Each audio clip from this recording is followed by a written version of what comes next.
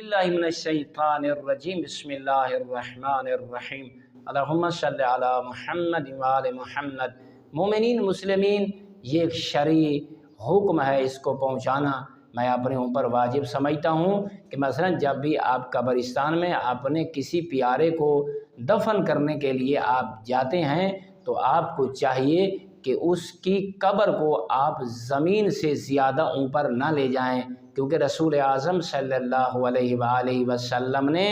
مولا حیدر کرار علی ابن ابی طالب علیہ السلام کو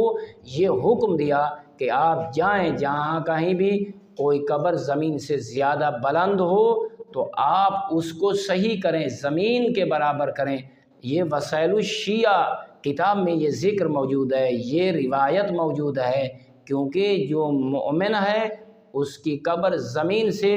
4 انگلیوں کے برابر بلند ہونی چاہیے، اس سے زیادہ بلند